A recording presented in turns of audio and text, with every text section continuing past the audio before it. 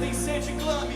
Paz, muita paz e misericórdia ao coração de cada um de vocês. Que alegria! Eu sou o Júlio Neto, aqui da comunidade Aliança de Misericórdia, e estou com você aqui nessa série sobre direção espiritual no meu canal do YouTube, trazendo esse conteúdo que muitos de vocês pediram demais. Então, a gente tem que atender aqui o que a galera tá gostando, o que a galera tá querendo saber. Tá legal? Fizemos e tivemos agora o primeiro capítulo da nossa série em que nós falamos sobre a importância da direção espiritual, colocando alguns bloqueios que acontecem a respeito dessa dificuldade que as pessoas têm em assumir a direção espiritual. E agora nós estamos indo aqui para o capítulo 2, em que nós vamos trabalhar as características da direção espiritual. E eu deixei ali uma pulguinha atrás da orelha no capítulo anterior falando a respeito do quê?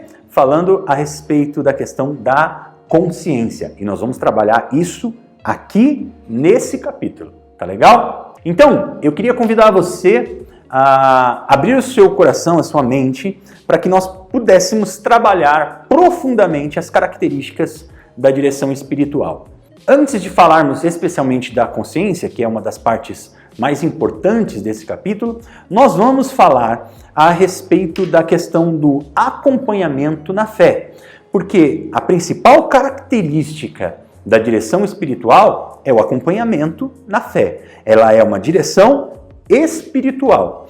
Uma direção espiritual católica, que é baseada no quê, então? Baseado naquilo que nós temos como verdade de fé, ou seja, na Sagrada Escritura, na Sagrada Tradição, no Sagrado Magistério, né? Magistério, tradição e palavra de Deus, que é esse tripé que sustenta a nossa igreja através das suas verdades de fé, ok? Então, tudo aquilo que nós fazemos na direção espiritual, ela é voltada e ela é pautada nessa realidade, né, da verdade de fé que é transmitida para nós, na Igreja Católica, através da tradição, do magistério e da Sagrada Escritura, ok? Então, baseado nisso, é importante a gente ressaltar uma coisa, porque hoje, infelizmente, existe uma mistura muito grande, né? Então, é muita gente entrando um na área do outro, e através disso, confundindo muitas vezes a cabeça das pessoas, a vida das pessoas, e talvez causando às vezes um grande mal até as pessoas. As pessoas vêm para, de repente, buscar uma solução, uma saída, uma situação para a sua própria vida e saem pior do que isso. E por que isso acontece? Simples, porque a gente mistura as coisas. Então eu gostaria aqui, ainda que brevemente, não dá para a gente entrar profundamente nesse assunto, eu gostaria de que a gente fizesse essa diferença. As características da direção espiritual estão dentro desse acompanhamento de fé, que difere bastante, ok? Que é muito diferente de um acompanhamento terapêutico, ok? De um acompanhamento através do sacramento da confissão e que é diferente também do acompanhamento de formação pessoal. Ou seja, são coisas totalmente distintas. Tá legal? Então vamos lá. A direção espiritual, ela é espiritual. Ela serve para que a pessoa cresça em espiritualidade. Ela precisa ter por base, como nós já dissemos, o tripé da orientação das verdades de fé da igreja e da experiência espiritual da igreja, dos padres da igreja, dos santos místicos, de todos os santos que possam acrescentar e trazer alguma coisa para a nossa espiritualidade. Então, nós trabalhamos nessa vertente. Quando nós misturamos as coisas, a gente corre o risco de trazer para a direção espiritual um certo psicologismo, entre aspas. Mas, por exemplo, eu sou o diretor espiritual, eu trabalho nesse ministério. Esse ministério ele é um ministério que Deus me deu, é confirmado na minha vida através dos frutos que Deus me permitiu já de colher dentro desse ministério, ok? Eu não sou psicólogo. Para eu poder atender as pessoas em direção espiritual, eu tenho algum conhecimento de psicologia? Tenho conhecimento, mas esse conhecimento ele é limitado. Ele é limitado ao quê? Ele é limitado a estudo, ele é limitado a algumas palestras, a algumas formações. É um conhecimento básico de psicologia para quê? Exatamente, inclusive, para que eu entenda no atendimento da direção espiritual, que de repente aquela pessoa precisa de um acompanhamento psicoterapêutico e que eu indique para ela, você precisa de um terapeuta. Em alguns casos, você precisa de um psiquiatra, porque existem alguns casos que precisa haver um processo medicamentoso, né?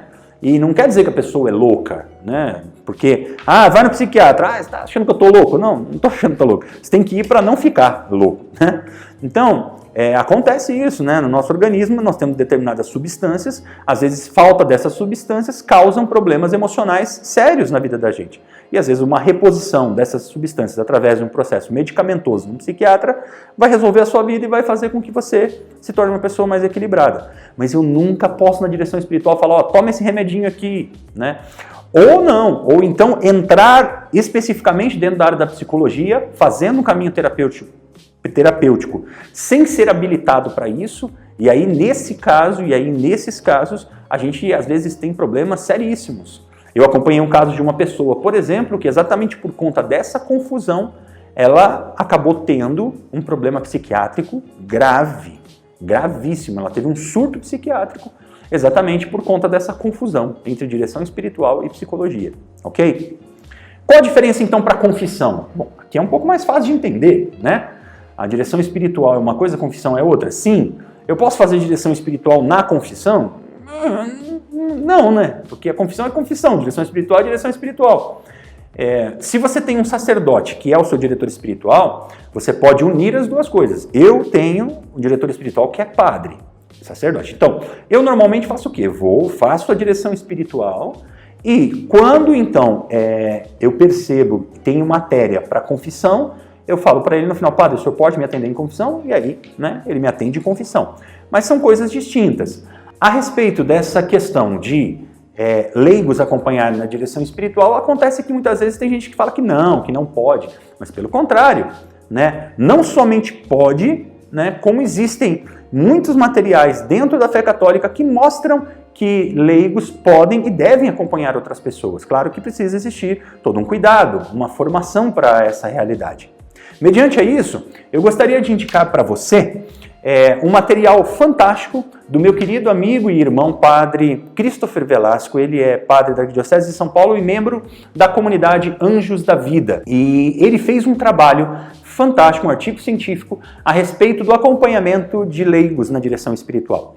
Se você deseja esse material, nós vamos pensar aqui uma forma de disponibilizar esse material. Ele me autorizou a disponibilizar. Você deixe nos comentários aqui que você quer esse material. Deixa de repente o seu e-mail, tá legal? Deixa aí o seu WhatsApp, alguma coisa assim, e a gente vai tentar fazer com que esse material chegue até você, tá bom? Nem que depois a gente disponibilize isso num link, alguma coisa do tipo. Mas vale muito a pena ler, né? O artigo, ele ajuda exatamente a entender a propriedade do leigo dentro da ação da direção espiritual. Mas nós estamos tratando disso porque estamos falando a respeito da questão da confissão. A confissão, ela é um sacramento que só pode ser ministrado por um sacerdote que tenha exatamente, que seja ordenado e que tenha também a faculdade para poder, a faculdade não o curso, né, da faculdade, mas a faculdade, ou seja, o direito, né, que esteja habilitado para atender uma confissão, né?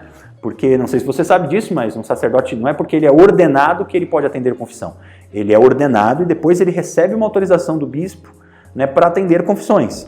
Inclusive, durante muito tempo na igreja, às vezes o padre era ordenado e ele só atendia confissões depois de algum tempo, né? Não sei se você sabe dessa realidade. Mas ele tem, então, essa faculdade de cura de almas, né? Então, na confissão eu vou fazer o quê? Na confissão eu vou levar pecado, né? Eu vou confessar pecados. E aí, por isso que de vez em quando a gente erra, a gente vai para a confissão e a gente vai querendo fazer direção espiritual, a gente fica contando causos, né? A confissão não é lugar para contar causo, é lugar para dizer pecado e ser absolvido por ele. Ficou clara essa diferença? Direção espiritual é uma coisa, confissão é outra. E por fim, nós hoje em dia temos dentro da realidade das novas comunidades, mas até às vezes de alguns grupos também pastorais ligados aí às paróquias, o papel também de um caminho de formação pessoal. Esse caminho de formação pessoal, ele serve para quê? Ele serve para um acompanhamento da pessoa no aspecto geral da sua vida, para que ela possa ir gradativamente olhando para todos os aspectos da sua vida e também tendo um crescimento de uma forma geral na sua vida. Agora, dentro de uma realidade nova comunidade, dessas realidades assim, a formação pessoal também, ela caracteriza principalmente um acompanhamento da vida da pessoa espiritual, humanamente falando, ligada diretamente à característica daquele carisma. Então vamos lá, eu vou explicar dentro da perspectiva do meu carisma, tá legal? Da Aliança de Misericórdia. Então, aqui, né, o jovem vai entrar para o caminho de formação, ele vai ter um formador pessoal.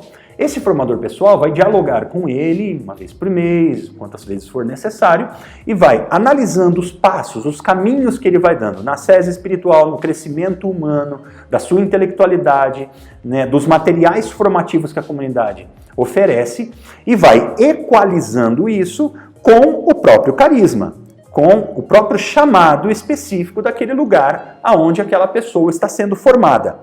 Através disso, através desse acompanhamento, que é um relacionamento muito profundo também de amizade, você vai conseguindo entender na vida daquela pessoa, inclusive, se ela é chamada aquele carisma ou se ela não é chamada aquele carisma, né? É um processo de discernimento. Então, o formador pessoal aqui tem, digamos, uma abertura um pouco maior. O diretor espiritual, ele é alguém que cuida daquilo que nós chamamos de fórum interno, tá bom? Grava isso. O diretor espiritual guarda o fórum interno, tá legal? No próximo capítulo nós vamos falar um pouquinho mais profundamente a respeito disso. O formador pessoal não, ele é de fórum externo, no sentido de que, inclusive, ele pode pegar as realidades da sua vida e, claro, com muita discrição, discutir essa realidade com as outras pessoas que fazem parte do corpo de formação, para uma avaliação do seu processo formativo, para que você seja admitido ou não à realidade de uma vida de uma comunidade. Um exemplo, você na formação pessoal, você de repente tem lá determinados materiais que você precisa ler, aprofundar e absorver. O formador pessoal, ele vai cobrar isso de você, vai querer saber, você está conseguindo, né? Ah não consegui ler isso, não aprofundei isso. Ele vai avaliando isso e no final ele fecha, olha, esse processo formativo aqui, esse primeiro processo formativo, você precisaria absorver isso, isso e isso. E você não conseguiu absorver, então talvez não seja correto que você passe para o próximo caminho, próxima parte do caminho formativo. Aqui na comunidade eu gosto muito de usar a terminologia que os nossos irmãos, que nós pensamos juntos dentro do caminho da formação. O tempo de caminho de formação, ele não é cronológico, ele é kairótico, né? Então, ou seja, ele não é de 1 ano, ele é de quanto tempo for necessário para que o kairos, essa graça de Deus, seja absorvida na vida daquela pessoa para que ela siga o seu caminho. Então a formação pessoal tem essa característica, mas a principal diferença com a direção espiritual qual é? É exatamente o fato de que a direção espiritual de fórum interno e a formação pessoal de fórum externo. Tá curtindo? Tá sendo bacana? Então vamos lá, vamos emendar aqui e vamos passar para a nosso próximo tópicozinho aqui, que é a confiabilidade. Nossa senhora, rapaz. Lembra? Nós falamos lá, no nosso primeiro vídeo, nós estávamos falando a respeito de que o ser humano é um ser humano terrível, que desconfia de tudo e que isso faz parte do quê? Faz parte lá do pecado original que às vezes toca a vida da gente, é ou não é? Então, a confiabilidade é uma coisa muito importante na característica da direção espiritual, tanto dentro do contexto do sigilo, nós vamos falar um pouco mais sobre isso depois no próximo capítulo, mas acima de tudo no sentido de inspirar confiança, né? Então, é da característica da direção espiritual um relacionamento de plena confiança. Se você não confiar na pessoa com quem você faz direção espiritual, ou seja, com o teu diretor ou diretora espiritual, não adianta fazer. Então, é preciso fazer uma escolha de confiança. E para fazer essa escolha de confiança, nós precisamos pensar muito bem quem nós vamos escolher para a direção espiritual, né? Mais para frente também, nós teremos aqui uma reflexão, um capítulo em que nós vamos falar sobre as características, né, do diretor espiritual, né, do papel do diretor espiritual, e em cima dessas características você vai conseguir entender, né, quem é a pessoa que você pode escolher como seu diretor espiritual, sua diretora espiritual. Mas isso precisa partir de uma realidade de confiança. Sem confiança não há direção espiritual. Porque se você não confiar naquela pessoa, não der toda a verdade da sua vida para aquela pessoa, se você não tiver a coragem de dizer as suas dificuldades, aonde você não está conseguindo ou conseguindo, né? Porque o papel, e dentro dessa característica da direção espiritual também, é dessa pedagogia, de um caminho pedagógico. Então você vem para a direção espiritual. Eu explico um aspecto, sei lá, vamos supor, da vida de oração, da importância da vida de oração. Eu explico esse aspecto da importância da vida de oração para você. Você fala, ah, tá bom, entendi, vou tentar viver. Aí você volta para sua realidade, volta para sua casa, vive lá aquele mês e não deu certo. Então quando você volta para a direção espiritual no mês seguinte, fala, olha, eu tentei viver essa coisa, mas não deu certo. Então eu vou te explicar de um outro jeito, pedagogicamente. Eu vou tentar mostrar de um outro lado. Nós vamos tentar encontrar juntos uma forma com que você entenda a importância da vida de oração. Ficou claro? Né? Então, ou seja, é um caminho sistemático, requer pedagogia. Isso faz parte das características da direção espiritual, ok? Então você não precisa se frustrar no sentido de que, poxa vida, não dei conta de fazer o que o meu diretor espiritual me pediu. O que é importante é você avaliar. Não deu conta por quê? Por preguiça, por desleixo. Se for isso, aí é uma outra questão, questão de conversão. Precisa se converter e tomar, né, a decisão, a firme decisão de poder viver aquilo que está sendo proposto na direção espiritual e que você entrou em acordo com o diretor espiritual que viveria e faria, ok? Ah não, eu não consegui porque de fato não consegui entender esse processo, não consegui fazer ele acontecer na minha vida. Opa, ótimo, então não tem problema. Traga isso para a direção espiritual com todos os elementos que você sentiu dificuldade de trabalhar e a partir dessa realidade, o teu diretor espiritual precisa te ajudar de forma pedagógica a encontrar uma outra forma de fazer isso acontecer. Desanimar? Nunca. Não podemos desanimar. E aqui a gente começa a tocar na questão daquilo que nós falamos e, como eu disse, é o ponto mais importante, que é a questão da consciência. Durante muito tempo, inclusive, há muitos anos atrás, o diretor espiritual, ele era chamado de diretor da consciência. Sabia disso? Né? Por que não usa mais esse termo? Por uma questão lógica, infelizmente. Porque dentro do nosso tempo, dentro da nossa realidade, na modernidade, quando a gente fala diretor da consciência, o que vem logo na tua cabeça? Alguém que dirige a sua consciência, alguém que manda na sua consciência. Lembra, falamos lá no vídeo anterior o quê? Não existe isso. Ninguém pode dirigir a sua consciência, comandar a sua consciência, né? A consciência, João Paulo II nos ensinou isso, é o sacrário do homem, lugar preservado, secreto, onde somente Deus e você podem estar em relação. Tá legal? Então, a consciência é essa coisa tão importante e tão séria. Então, quando a gente fala diretor da consciência, pode causar essa confusão. Mas diretor da consciência, e aqui eu defendo o termo para que você entenda muito bem o que significa isso, diretor da consciência no seguinte sentido, é aquela pessoa que recebe a sua consciência. Recebe de que forma? Ou seja, de cada vez que você vai fazer direção espiritual em que você fala alguma coisa, que você mostra alguma coisa que você é, aquilo que tua consciência te mostrou a respeito de você mesmo. Então vou dar um exemplo muito concreto. Você chega aqui para a direção espiritual e fala para mim assim, Júlio, vim fazer direção espiritual porque eu quero ser santo, porque eu amo a igreja, quero ser santo e quero ir para o céu, ok? Eu falo, nossa, que bom, graças a Deus. Então vamos lá, vamos trabalhar e vamos começar o caminho de direção espiritual. A gente caminha.